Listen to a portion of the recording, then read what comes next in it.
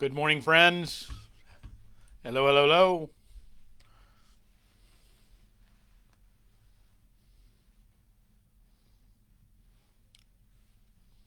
Hi. How are you this morning?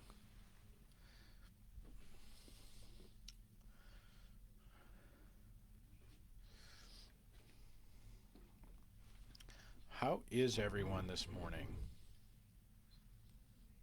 Hey, Jamie in the house, everybody. From Hannaford and Brunswick, no less. Sweet. This is going to fit right in for you. It's, we're talking this morning about taste and see. So if you're at Hannaford, you're in the tasting business right now. Like, you got it going on. Good morning, Sharon. How are you? I hope you're great. Robin Carden, everybody. So glad she's here. John Wills, is it? It hasn't started here yet. Are you getting snow up your way? I I imagine it's a little like Narnia up there right now. So I hope that's true. That it's this. Um, I know it is beautiful here from the if you're hearing me and you're down this way, like if you go for you should go for a ride. Just go for a ride out in the trees. Get out of the city. It is gorgeous. That just the way everything came down the other night when it is everything is stuck to the trees and it is beautiful and glorious. You can shop and pray at the same time. I pray always when I shop, never ceasing. I'll tell you what, because I'm like, Lord, get me out of this store. It's not really my thing. So, um, it's been snowing since I got up. Very nice, pretty light snow now. Not very nice. Yep, it is the season. It is this season of February. In the middle of all of this, it's really and we have to embrace the beauty of it. We have to. It's just so good. Oh, good morning, everybody. How are you? How are you? Hope you are well. I see one or two more people. We'll get going here in a second.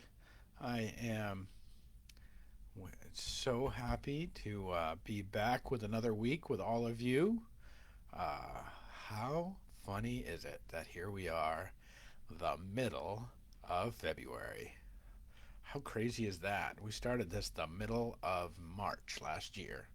Uh, it is. It just, when you get to the double digits of like today's the ninth, when you get to the 10th tomorrow, we start.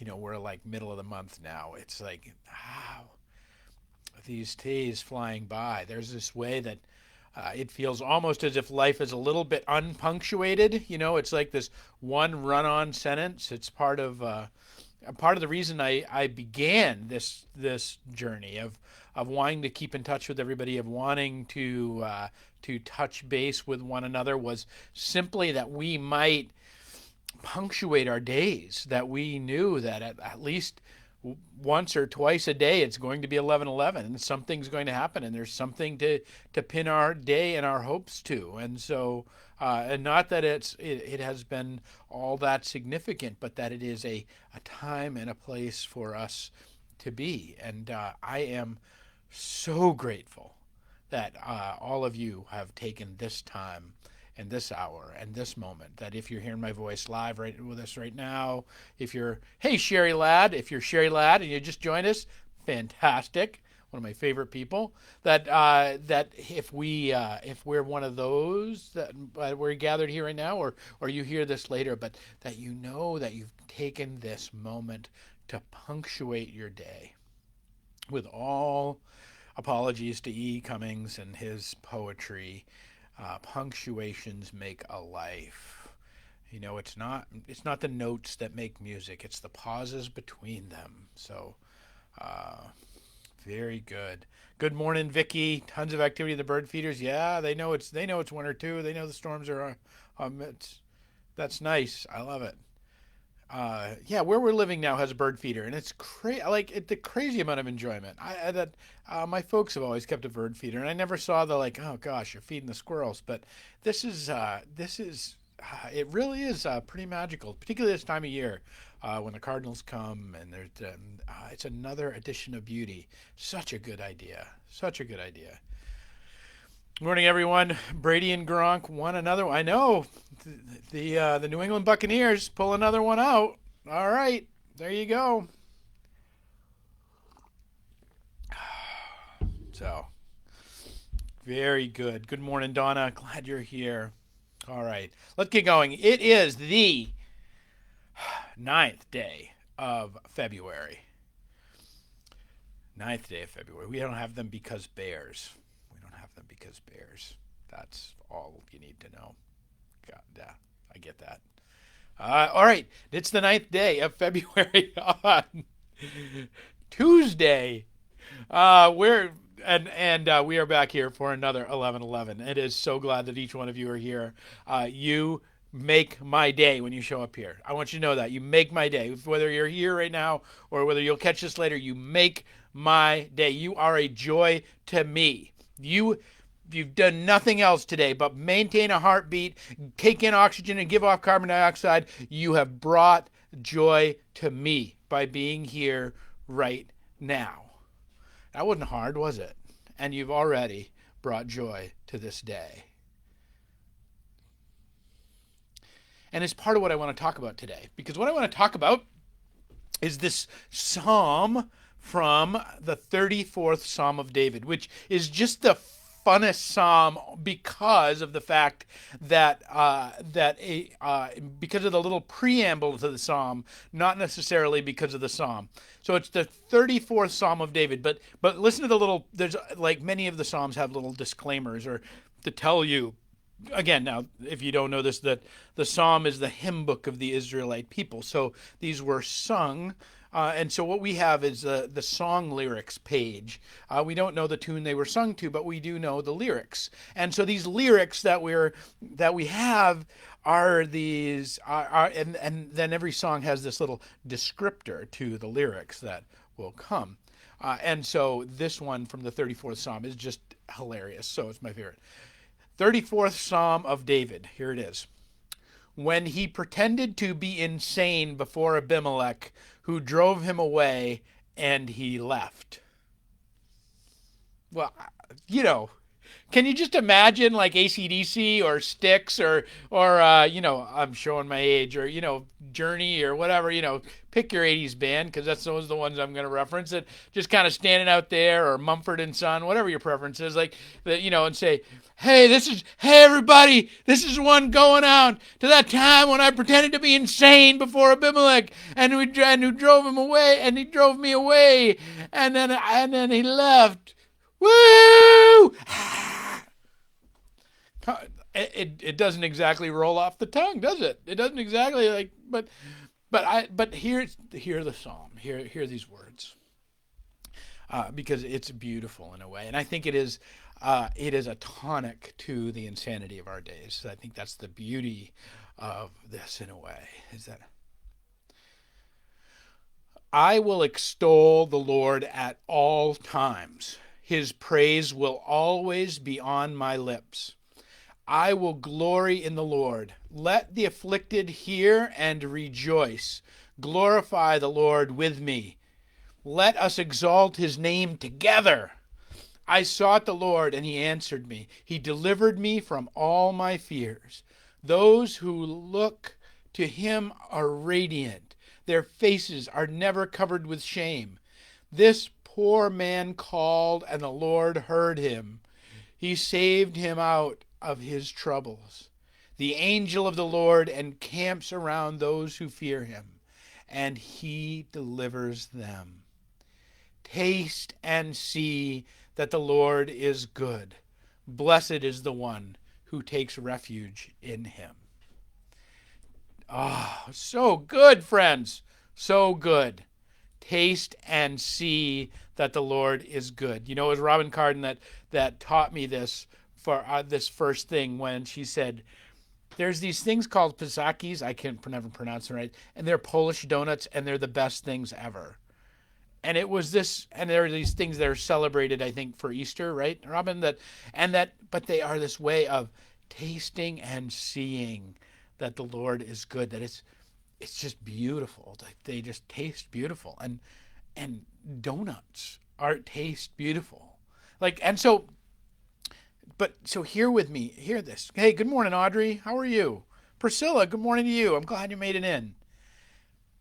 That we're in this, and it's not just about the taste buds, but this whole idea of tasting and seeing that life is good. And this gets explored by Brenda Shoshana. She spent a little time exploring this, and it's just when we say that, I think this notion of taste and see that the Lord is good, and this, it begins in the Psalm, I will extol the Lord at all times. His praise will always be on my lips. Well, friends, I don't know about you, but this time continues to be filled with challenging news.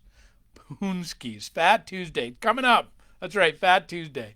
Poonskis. Who doesn't want some poonskis? Like, come on. Like, they're so good. And these are, but there's this sign and this seal, there's this external symbol of what it is when we seek out. When we did make, and the seeking out is this simple.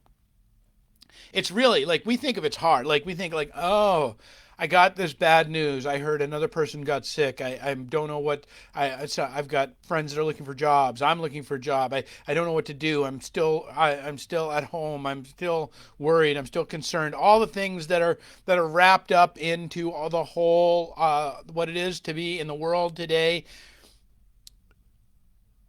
And this, I will extol the Lord at all times. What does the word all mean? What does it mean all times mean? It means at all times. And the invitation on how to do this, I think, is so beautiful. In taste and see that the Lord is good. Taste and see that the Lord is good. Taste and see that life is good. When we talk about the Lord, we're talking about our life. Taste and see that life has goodness in it.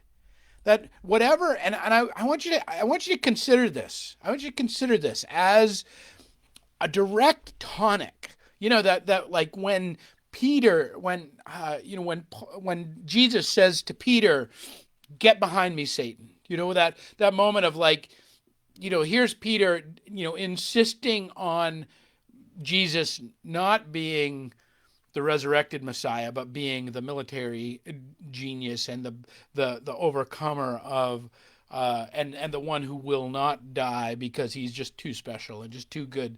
That Peter's putting all this stuff on Jesus that Jesus is never trying to claim, and he says, "Get behind me, Satan." That this moment of a little immediate rejection that Jesus does because it's the wrong message, it's the wrong thing, and it's not true, friends. That's the power of it. It's not true. And this 34th Psalm, that is just this hilarious, this was when David was insane before Abimelech so that he could escape. Whenever we're encountering insanity in this world, and there's plenty of it, gang, there's plenty of it. Whenever we're encountering the crazy, and whenever the crazy is trying to grab a part of us, trying to grab our heart, trying to grab our mind, trying to grab our imagination. That's I think the power. C.S. Lewis writes about this again and again and again, about the power of the imagination, that we can, because what we imagine will become true. If a person can conceive it, a person can create it. And the power of our imaginations in what we bring, and all of these things that are trying to hook us, these little hooks out there that are trying to drag us away in fear, trying to drag us away, and legitimately bad news that we get. Legitimately bad news that we get. What if, and this was Brenda Shoshana's suggestion, what if when we get a dire message like that, when we get an image in our head that we don't care for, when we get a catastrophic announcement, when we find the fear creeping in, what if we immediately replace it with this notion: taste and see that life is good? And what if we hold on to that? What if we don't just use it, but wield it as if it were a weapon against insanity? Because I believe it is. That we might hold it in the same way that that apunski, when it touches our lips, is just so good, that we might remember and hold in ourselves this motion, this notion that life is good and it does taste sweet, and that if we hold it, it'll hearken something in us. If we hold it in our consciousness, it will become something in us because we know it's true. It insists on the truth. This is the power of dealing with the insanity of the Abimelech who's trying to destroy us, is that we might even have to act crazy in the middle of it. And then I think part of that acting crazy is exactly this. And so I want to read Brenda Shoshana's kind of idea here. She says, when someone gives you a dire message, when your catastrophic expectations start to grow, immediately replace them with this statement of trust. Say to yourself, taste and see that life is good. Focus on that. Dwell on it deeply. And when the fear has passed, you can look at whatever piece of news that you were just given in a calmer, clearer, and wiser way. And if there is something that needs to be done, your innate knowingness will reveal it to you. We tend so much time in our reactivity, friends, and not enough time in the simple and real reality of the goodness of a punski, of the goodness of a donut.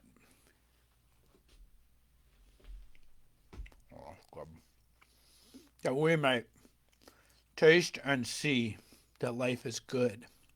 And we might understand that through all of the struggles and all of our travails, that we might return ourselves again and again and again to the most basic of truths and taste and see that life is good. I want to close us today with a prayer from this comes from the Valley of Vision. These are prayers that they're known as the Puritan Prayer Book, and that their spiritual ancestors about 400 years ago or more penned these in their days when they were dealing with disease, and they were dealing with despots, and they were dealing with all sorts of political unrest, and they were dealing with all the things that we're dealing with now. And they wrote these with the earnestness of their hearts as a way to return and taste and see that life is good. So if you would pray with me this morning, hear these ancient words. Sovereign Commander of the universe, I am sadly harassed by doubts and fears, unbelief, in a felt spiritual darkness. My heart is full of evil, surmising, and disquietude, and I cannot act at faith at all. My heavenly pilot has disappeared, and I have lost my hold on the rock of ages. I sink in deep mire beneath storms and waves, in horror and distress unutterable. Help me, O Lord, to throw myself absolutely and wholly on Thee, for better, for worse, without comfort, all but hopeless. Give me peace and soul, confidence, enlargement of mind, morning joy that comes after night heaviness. Water my soul richly with divine blessings. Grant that I may welcome Thy humbling in private, so that I might enjoy Thee in public. Give me a mountaintop as high as the valley is low. Your grace can melt the worst sinner, and I am as vile as he. Yet you have made me a monument of mercy, a trophy of redeeming power. In my distress, let me not forget this. All-wise God, Thy ever-failing providence orders every event, sweetens every fear, reveals evil's presence lurking in seeming good, and brings real good out of seeming evil. Makes unsatisfactory what I set my heart upon, to show me what a short-sighted creature I am, and to teach me to live by faith upon thy blessed self.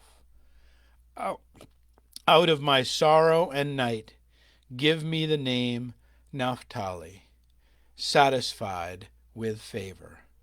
Help me to love you as your child and to walk worthy of my heavenly pedigree. Friends, you have in you a heavenly pedigree. You have in you one born to eat poonskis, to feast on the donuts of the spiritual life, to remember again and again and again, to come and taste and see that life is good. And in it, so many goodnesses. So many. Oh, God. All right, friends. That's my hope for you today. We will pick it up tomorrow. And I hope that you will find the chance to taste and see that the Lord is good today.